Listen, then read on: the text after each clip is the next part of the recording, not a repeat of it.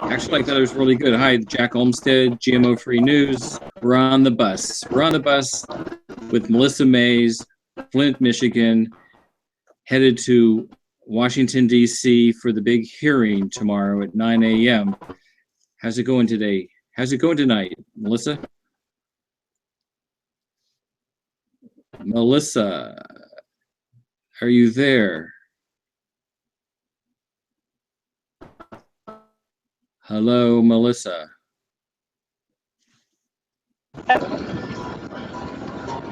There we are. Oh, wow. Can you hear me? Yes, I can hear you. Okay. So this, I guess, will be take two. Okay. We will pretend like we never talked before. Not a bit. Tell us about your day. My day started with several different shipments of water from Texas, Tennessee, Atlanta, Georgia, as well as more from Baltimore, and I kind of forget. There's a list. And then I spoke with Doctors Without Borders, and they are going to pressure the CDC to get in here and do some proper testing because they're not even checking the kids for anemia, and they're still not testing adults. So that is a huge problem. So he asked me, good job. My son's playing Plague Inc. So there's my son Cole. And so, and then my other sons are in the dark, lost in their own little world on their phones. What time is it there? What time is it, baby? I think it's about 9, somewhere around 9 p.m. Yeah, it's definitely p.m. So it's about 9 o'clock. We left about 7. You've been on the bus for 2 hours. Yes. And I haven't jumped off, so things are going well, and my kids are happy. So Doctors Without Borders, and then Coleman's delivering tons of camping showers that we'll need to distribute. And then I got a call from Reverend Jesse Jackson that said, hey, come to this church. And then he said, okay, follow me. And we went to a press conference where there's another class action lawsuit that has been filed. This is for refunds and the stopping of the bills, and also refunds for damages. So that is a huge thing that we're still dealing with. People are surprised that we're still getting billed for toxic water. I thought Snyder appropriated $3 million. Well, $3 million is nothing because of the fact that the city takes in $4 to $6 million in revenue per month. Even with people, not paying their bills, it's still $4 million per month, and so $3 million is a drop in the little poison bucket there. So they need $4 million a month. Yes, to cover for this. Now, the issue being my earplugs. My issue being that the water has already been prepaid by the state and Mott Foundation and the city back in October. It was prepaid for 9 months. So 1, we shouldn't be getting a bill for the water that the city's not even paying for, and 2, we shouldn't be getting billed because it's poison. So all of these issues have finally come about to where we have several different law firms now jumping in to say, no, stop it. You cannot bill these people for this. And actually, we asked you to stop billing us and you didn't do that. So guess what? Now they're going to demand refunds. And that's in about the approximate of $75 million. And on top of the refunds, they want to include damages done to water heaters, plumbing inside the homes, so people can actually fix it, since we can't obviously depend on the state to fix it for us. Now you've been through 3 water heaters, haven't you? 3 at $500 a pop, and then our garbage disposal and the motor in our washing machine burnt out because it corroded. So it's one thing after another. Every time there's another problem, and we know that the pipes inside of our walls are ruined. So I can't wait to start tearing that out. 1, I would like safe pipes, but 2, we have to then cut through all the plaster because our house is 105 years old, so it's not drywall. It's gonna be an undertaking, and that's just ridiculous. We have to do that because mistake is too soft of a word, so not mistake. Someone else's crime. That's a good way to put it. Yes. Somebody else's crime. Yes. Tell us how you got ready for the trip. Well, I had an interview at 6 o'clock with Al Jazeera, so I had to hurry. And so we got packed in about 20 minutes for myself and my three sons. Packed a big lunchbox because I have all the stupid food allergies, so that's awesome. And then loaded up everything we could and took off. Yeah, it's been a very busy day, but we got a lot accomplished and we made the bus, so I'm excited. Didn't want to miss it. And you got yourself your charger for your phone? I did, as you well know, as I complained to you quite a bit about how I packed very lightly for the trip to New York when I was on Dr. Oz. I hadn't planned on staying, but CNN asked me to stay, and I said okay. And then I realized I had no toiletries, no shampoo or anything, no socks, no anything. So this time I brought all that, except an extra pair of shoes. So I have boots. So I will have to walk in these boots. But the boys are packed. They have nice clothes for the hearing, which is very important. And they packed pajamas for the bus. I did not. So once again, failed myself. Was super mom with everything I got for the kids, and then looked and said, "Oh, wow, look what I did again." Well, you have no place to sleep except your seat, right? I mean, people Yep. aren't going to be changing We are into not staying. pajamas. Well, there is a bathroom, and it's pretty dark, so who knows?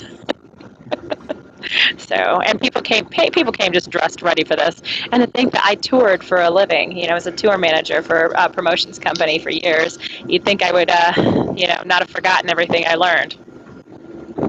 I blame it on the lead. Blame everything on the lead. That's a good thing. Actually, Reverend Jackson told me I could be running up and down the hallways yelling and screaming, and I'm okay because I can just blame it on the lead. I said, all right, I will. Right. Now you're on sick leave.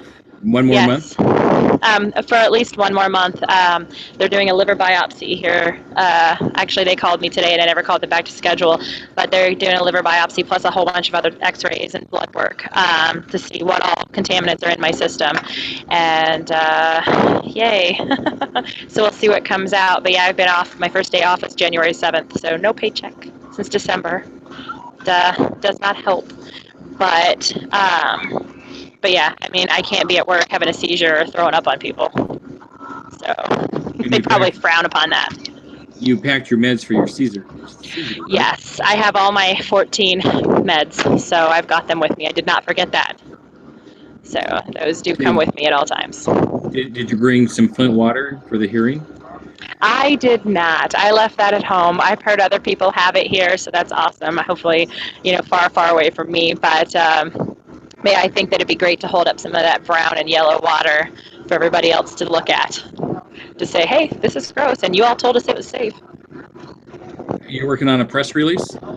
Yes, actually, at the press conference today, Reverend Jackson announced that the Rainbow Push Coalition is going to be forming basically a bigger coalition with the Coalition for Clean Water in Flint, which is Concerned Pastors for Social Action, What Are You Fighting For, Democracy Defense League, and all of the water fighters, hopefully from all over the state, to do a huge national march on February 19th. So we're hoping to fill the entire downtown Flint with people that are demanding that this stop, and just replace our pipes, for the crying out loud. So after I'm done plaguing with my son, I'm going to do a press release with our list of demands. We talked that over. And there was a meeting with the pastors today that are going over what we demand, which is a lot, but none of it is ridiculous. None of it is outlandish, and it's things we shouldn't have to demand, things we shouldn't have to ask for, like new pipes that they damaged, and proper medical care, and to call this a disaster, not a crisis, because you keep calling it a crisis, we're just not going to get the federal dollars in here. And HHS needs to, to deem this a health disaster as well.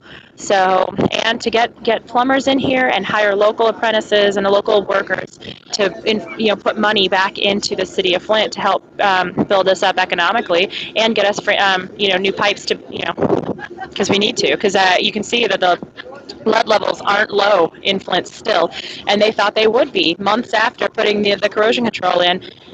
It's not working, and people now, just like the beginning, Sunday I got out of the shower and my face was a huge rash and my hair's falling out in clumps all over again. So whatever it is they're doing, the extra chemicals, our bodies just aren't taking it. So there's people that are breaking out all over the place, posting pictures, taking, and I'm glad now to where people used to blow it off and think it was no big deal. And everybody realizes it is the water. Take pictures, keep evidence of this because it needs to stop. How's the chlorine level in your house? Unfortunately, I started testing the chlorine level a couple months. Actually, when the Legionella, when they announced the Legionnaires thing, I tested my water and Gladys's water, and it came back 0 for residual chlorine. So I texted it to Sid, and he was like, "This is very concerning. Let me talk to Mark." And then next thing you know, they're here testing for residual chlorine. So I just have these little test strips, and I send him pictures, and it comes up 0, and it shouldn't. And of course, we smell chlorine, and we know that that's not actually chlorine. It's TTHMs, because chlorine itself doesn't have an odor until it interacts with the volatile compounds in the lines. So, and then again, it shows that the TTHMs haven't gone down. So you're still getting a chemical cocktail coming through your water pipes. You got it. And we don't know what the side effects of the phosphates are, and then, of course, the additional chemicals on top of it. So, it What's just your doesn't schedule stop. like? What's your schedule like in Washington, D.C.? I am going to be meeting Congressman Kildee in his office, and then I think I'm going to be doing an interview with Al Jazeera in the morning. And I know there's going to be the rally outside, and then we're going to be going inside for the hearing. There's going to be a rally outside as well, and then, of course, press conferences afterwards. And then I'm not sure how much lobbying we're going to be able to do, but whatever the time allows before we have to get back on the buses and head back. Are you going to meet with any of the people that were involved with the Washington, D.C. led water crisis? My plan is to meet Yana because I've talked to her so much, and she was just amazing with what she did in DC to uncover that disaster as well, and she's become quite a little hero of mine as well. And she gives me advice, and she's just so smart, and she is just leading the way with strengthening the lead and copper rule, and it would be an honor to actually be able to meet her.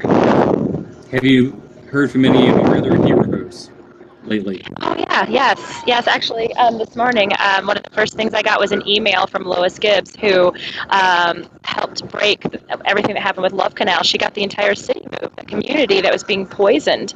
There was a huge increase in cancers and tumors, and she was a housewife that looked outside and saw all these barrels of toxic waste being dumped in their neighborhood, and they held marches and protests, and actually they locked in an EPA representative until he agreed to get the CDC in there and get them moved out.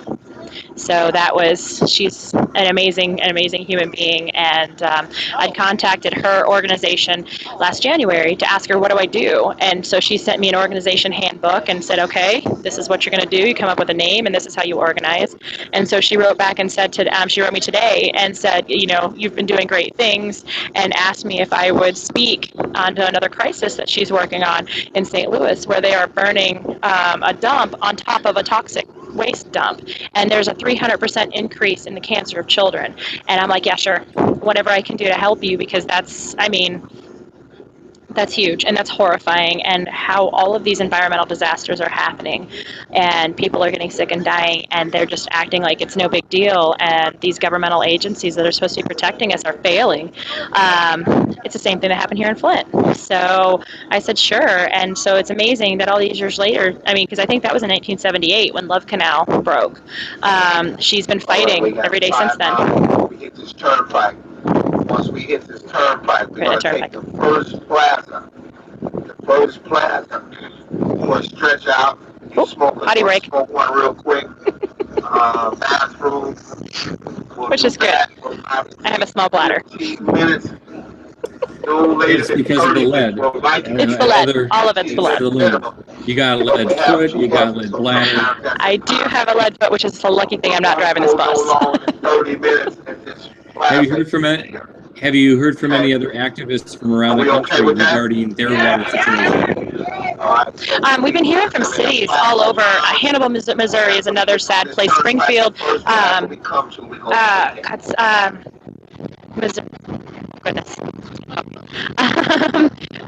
Missouri, their water is yellow and no one's listening to them. There's a little city in New York, Indiana, Ohio. Ohio. Look what just happened in Ohio with the lead cover-up.